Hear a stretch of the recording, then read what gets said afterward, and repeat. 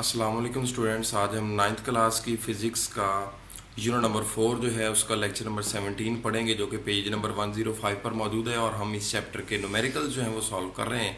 तो आज हम इस चैप्टर का आखिरी न्यूमेरिकल सॉल्व करते हैं, प्रॉब्लम 4.10, जिसमें लिखा हुआ है a block of mass 10 kg is suspended at a distance of 20 centimetre from the centre of a uniform bar 1 metre long. यानी 1 मीटर लंबी यूनिफॉर्म रॉड के बार के सेंटर से 20 सेंटीमीटर के डिस्टेंस पर एक 10 kg मैस का ब्लॉक जो है वो लटकाया गया है। ये देखें बेटा, ये एक यूनिफॉर्म बार है 1 मीटर लॉन्ग। इसके सेंटर से 20 सेंटीमीटर के डिस्टेंस पर यहाँ पे एक 10 kg में का ब्लॉक जो है वो सस्पेंड किया गया, लटकाया गया है।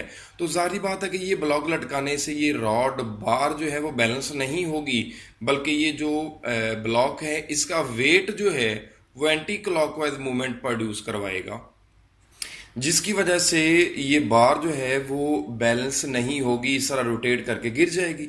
इसको बैलेंस करने के लिए इस साइड पर हमें फोर्स लगानी पड़ेगी। तो मजीद स्टेटमेंट कहता है what force is required to balance it at its centre of gravity. अगर इसी पॉइंट सेंटर ऑफ ग्रेविटी पर ही इसको बैलेंस करना हो तो कितनी फोर्स लगानी पड़ेगी? By applying the force at the other end of the bar, कि हमें वो फोर्स कहां पर लगानी हो? बार के दूसरे एंड पे। एक साइड पर तो ये मैस जो है वो सस्पेंड किया गया है, तो दूसरा जो एंड है ये वाला, यहां पर हमें फोर्स कितनी लगानी पड़ेगी कि ये बार बैलेंस हो जाए? तो बेटा ये बार बैलेंस तब होगी जब इस फोर्स की का पैदा किया गया क्लॉकवाइज मूवमेंट और इस ब्लॉक के वेट का पैदा किया गया एंटी क्लॉकवाइज मूवमेंट दोनों इक्वल होंगे, तो वो कैंसल करेंगे, तो ये बार जो है वो बैलेंस होगी। ठीक है जी। तो अब हमने फाइंड करना ही है फोर्स। एक चीज मैं आपको बताता चलूं कि ये चूंकि सेंटर ऑफ ग्रेविटी पर इसको सहारा दिया गया है, सेंटर ऑफ ग्रेविटी से लेके एंड तक, चूंकि टोटल बार 1 मीटर यानी 100 सेंटीमीटर लॉन्ग है, तो इसके सेंटर से लेके एक एंड तक का जो डिस्टेंस है वो 50 सेंटीमीटर है, जो कि डायग्राम से निकल रहा है, स्टेटमेंट में नहीं बताया गया। तो मैस ऑफ ब्लॉक डाटा हम बनाते हैं। Mass of block M 10 kg आ गया, AG डिस्टेंस आ गया 20 सेंटीमीटर, इसको हम 100 पे डिवाइड करके मीटर में कन्वर्ट कर लेंगे, और BG डिस्टेंस आ गया 50 सेंटीमीटर, इसको भी 100 पे डिवाइड करके मीटर में कन्वर्ट कर लेंगे, और फोर्स F जो है वो हमने फाइंड करनी है। याद रहे बेटा कि यहाँ पर ब्लॉक का मैस जो है वो एंटी क्लॉकवाइज मूवमेंट प्रोड्यूस नहीं करता, बल्कि वेट कर रहा है, लिहाजा हमें इस ब्लॉक के वेट का पता होना चाहिए। तो सबसे पहले वेट ही फाइंड करते हैं। Weight of block is equal to W is equal to mg। m की वैल्यू 10 और g की कांस्टेंट वैल्यू 10 होती है, मल्टीप्लाई करेंगे 100 न्यूटन आ जाएगा।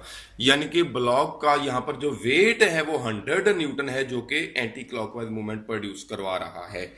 अब ये रॉड बैलेंस तब ही होगा जब क्लॉकवाइज मूवमेंट और एंटी क्लॉकवाइज मूवमेंट इक्वल होंगे। तो इसके लिए हम जनरल फार्मूला लिखते हैं, sum of clockwise movements is equal to sum of anti clockwise movements. वैसे तो यहाँ पर एक क्लॉकवाइज मूवमेंट और एक एंटी क्लॉकवाइज मूवमेंट प्रोड्यूस हो रहा है, तो हम जनरल फार्मूला लिखते हैं सम, यानी अगर ज्यादा हो तो हम उसको सम कर लेंगे।